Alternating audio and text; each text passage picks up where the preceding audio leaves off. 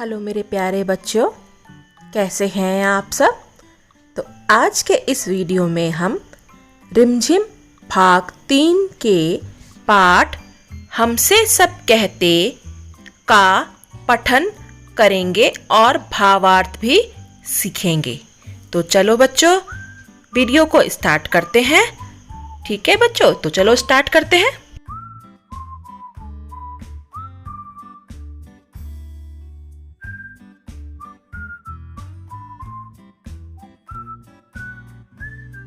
बच्चों, यह पाठ तुम्हारी पाठ्य पुस्तक का नंबर 6 वाला पाठ है, जिसका शीर्षक है हमसे सब कहते और लेखक का नाम है श्री निरंकार देव सेवक जी। इस कविता में बच्चों, एक बच्चा बड़ों की रोक टोक से तंग आकर यह प्रश्न करता है कि आखिर बच्चों पर ही इतनी रोका टोकी क्यों होती है। प्राकृतिक चीजों पर कोई रोक टोक क्यों नहीं करता है। जैसे सूरज है, चंदा है, ये सब लोग अपना अपना काम करते हैं, इन्हें तो कोई नहीं रोकता है, हमें ही सब रोकते रहते हैं। तो चलो बच्चों, अब इसका पठन करते हैं और फिर भावार्थ समझते हैं और हम इसका प्रसंग भी लिखना सीखेंगे। चलो बच्चों, स्टार्ट करते हैं। तो बच्चों, पहली 4 पंक्तियां इस प्रकार से हैं। पहले हम पढ़ेंगे, फिर प्रसंग और भावार्थ सीखेंगे। नहीं सूर्य से कहता कोई, धूप यहाँ पर मत फैलाओ। कोई नहीं चांद से कहता, उठा चांदनी को ले जाओ। तो बच्चों, प्रथम 4 पंक्तियों का प्रसंग इस प्रकार है। प्रसंग क्या होता है बच्चों? प्रसंग वो होता है जिसमें ये बताया जाता है कि ये कविता की पंक्तियाँ किस पुस्तक से हैं, किस पाठ से हैं, और इसमें कविता या रचयिता का नाम क्या है और इसमें कवि क्या कहना चाह रहा है। तो इन पंक्तियों का प्रसंग इस प्रकार है। प्रस्तुत पंक्तियाँ हमारी पाठ्य पुस्तक रिमझिम भाग 3 में संकलित कविता हमसे सब कहते से ली गई हैं। इसके कवि निरंकार देव सेवक हैं। बच्चा प्रश्न पूछता है कि प्राकृतिक चीजों को कोई क्यों नहीं टोकता है। वह शिकायत करता है कि बच्चों को हर बात पर टोका जाता है, क्यों, ऐसा क्यों है।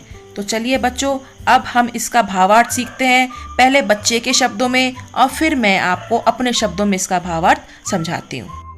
सूरज तो उदय होकर अपनी धूप चारों ओर फैलाता है, परंतु उससे तो कोई नहीं कहता कि वह अपनी धूप यहाँ मत फैलाए। हम ही को सब टोकते रहते हैं। इसी प्रकार चांद से भी कोई नहीं कहता है कि वह अपनी चांदनी को यहाँ से उठा कर ले जाए।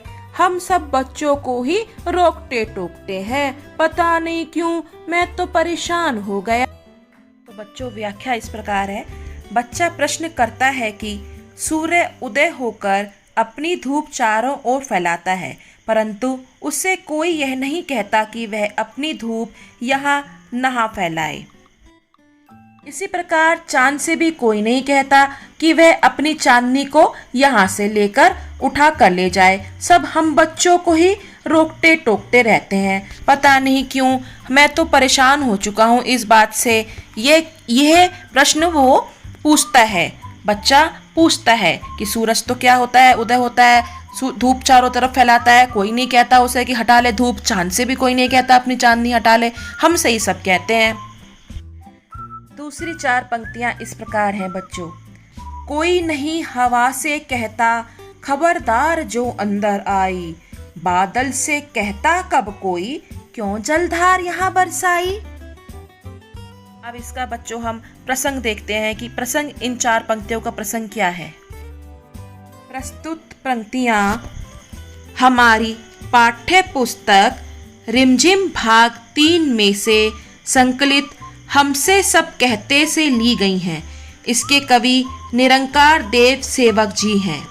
बच्चा प्रश्न करता है कि हमें तो सब टोकते हैं, पर हवा और बादल को कोई क्यों नहीं टोकता। हवा को कोई डांट कर क्यों नहीं कहता कि खबरदार जो तू घर के अंदर आई, उसे घर में आने से कोई मना नहीं करता। वह अपनी मर्जी से बिना रोक टोक कहीं भी चली जाती है। इसी प्रकार बादल भी अपनी इच्छा से कहीं भी वर्षा कर देते हैं, उसे भी कोई कुछ नहीं कहता, सिर्फ हमें ही रोका टोका जाता है। पता नहीं क्या बात है, सारी चीजें अपने मन से काम करती हैं, हम ही बस कुछ ना करें। बच्चा आगे प्रश्न पूछता है कि हवा को तो कोई भी नहीं डांटता कि खबरदार जो तू कोई अंदर आई, वो तो अंदर आती रहती है, बाहर आती रहती है, कोई नहीं कहता हवा को अंदर मत आ, है ना। और वो अपनी मर्जी से बिना रोक टोक कहीं पर भी चली जाती है। इसी प्रकार बादल से भी कोई नहीं कहता कि अपनी इच्छा से वर्षा कर देता है कहीं पर भी, उसे भी कोई कुछ नहीं कहता, सिर्फ हमें ही टोका जाता है। पता नहीं क्या बात है। अगली 4 पंक्तियां हैं बच्चों। फिर क्यों हमसे भैया कहते, यहाँ ना आओ भागो जाओ, अम्मा कहती हैं घर भर में खेल खिलौने मत फैलाओ। तो बच्चों अब इसका हम प्रसंग देखते हैं और फिर भावार्थ देखेंगे। तो बच्चों इन पंक्तियों का प्रसंग इस प्रकार है, वही हम दोबारा से लिखेंगे। जब भी हम कोई भी प्रसंग लिखते हैं तो पाठ्य पुस्तक का नाम और पाठ का नाम अवश्य ही लिखते हैं, और पंक्तियों में क्या कहा गया है वो अकॉर्डिंगली चेंज हो जाता है। तो प्रसंग है, प्रस्तुत पंक्तियां हमारी पाठ्य पुस्तक रिमझिम भाग 3 में संकलित कविता हमसे सब कहते से ली गई हैं। इसके कवि निरंकार देव सेवक जी हैं। बच्चा प्रश्न पूछता है कि माताजी और भैया हमें क्यों टोकते रहते हैं। तो चलो बच्चों अब भावार्थ देखते हैं इसका, पहले बच्चे की जुबानी फिर मेरी जुबानी। घर में भैया कहते हैं कि यहाँ से भाग जाओ और यहाँ मत आना। इसी तरह अम्मा भी घर में खेल खिलौने फैलाने से हमें रोक देती है। जब वे लोग सूर्य, चांद, हवा आदि प्राकृतिक चीजों को नहीं रोकते तो फिर हमें क्यों टोकते हैं। जाके उनसे भी तो कहे ना कि ऐसा ना करो, हमें ही बच्चे हैं, हम ही बालक हैं, सब हमें ही टोकते हैं। तो बच्चों व्याख्या इस प्रकार है, बच्चा कहता है कि घर में भैया कहते हैं कि यहाँ से भाग जाओ और यहाँ मत आना। इसी तरह मम्मी भी घर में खेल खिलौने फैलाने से हमें रोक देती है। जब वे लोग सूर्य, चांद, हवा और प्राकृतिक चीजों को नहीं टोकते तो हमें क्यों टोकते रहते हैं। उनसे भी तो जाकर कहे ना कि बादल वर्षा ना करे, सूर्य अपनी रोशनी ना फैलाए, चंद्रमा अपनी चांदनी को ले जाए, उनसे तो कोई कुछ नहीं कहता, हमें ही सब कुछ टोकते रहते हैं। यहाँ मत आओ, खेल खिलौने मत फैलाओ, ऐसा मत करो, वैसा मत करो। तो कविता की अंतिम पंक्तियां इस प्रकार हैं, जिसमें वो अपने पापा के कथन को बोलता है।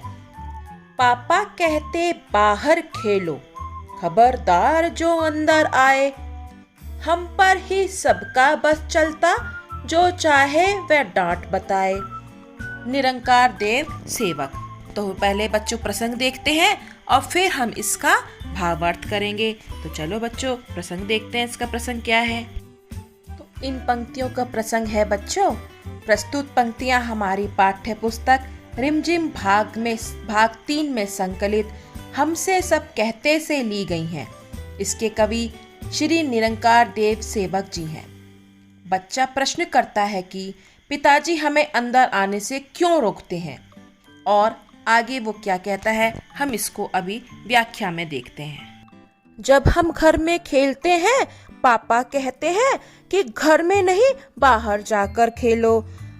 वे हमें सावधान करते हैं कि खेलते हुए घर के अंदर मत आना। हम बच्चों पर ही घर के सभी बड़ों का बस चलता है।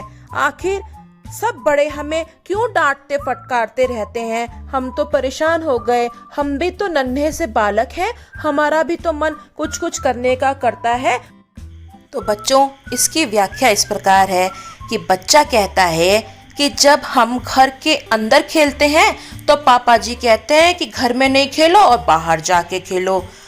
वह हमें सावधान करते हैं कि खेलते हुए घर के अंदर मत आना, खबरदार जो घर के अंदर आए बाहर जाओ, यहाँ मत खेलो, घर के अंदर नहीं आना है। हम बच्चों पर ही सब बड़े हुक्म चलाते हैं, भैया भी हुक्म चला देता है, दादाजी भी हुक्म चलाते हैं, पापा जी भी हुक्म चलाते हैं, माता जी भी हुक्म चलाती हैं और हमें ही रोकते टोकते रहते हैं। और उन प्राकृतिक चीज़ों पे किसी का कोई जोर नहीं चलता, उन्हें कोई नहीं टोकता कि तुम सूरज यहाँ मत आओ, चंद्रमा यहाँ मत आओ, बादल तुम वर्षा मत कराओ, चंद्रमा तुम चांदनी को ले जाओ, सूरज तुम रोशनी ना फैलाओ। उन्हें कोई कुछ नहीं कहता, हमें ही सब डांटते रहते हैं। पता नहीं सब हमारे साथ ऐसा क्यों करते हैं। हाँ, इसीलिए करते होंगे कि हम तो छोटे से नन्हे से बालक हैं, हमें बालक समझकर सब हमारे ऊपर अपना बस चला लेते हैं, अपना हुक्म चला लेते हैं। तो बच्चों, मुझे आशा ही नहीं पूर्ण विश्वास है कि आपको ये वीडियो अच्छी लगी होगी और कविता का पठन भी आपको आ गया होगा और व्याख्या भी आपको समझ में आ गई होगी। बच्चों, कविता पढ़ना एक अलग सी ही कला है। इसको ठीक उतार चढ़ाव के साथ में और उचित उच्चारण के साथ में पढ़ना बहुत आवश्यक होता है। तो बच्चों, मिलती हूँ फिर मैं आपसे किसी और वीडियो में। तब तक के लिए बाय बाय बच्चों, बाय बाय।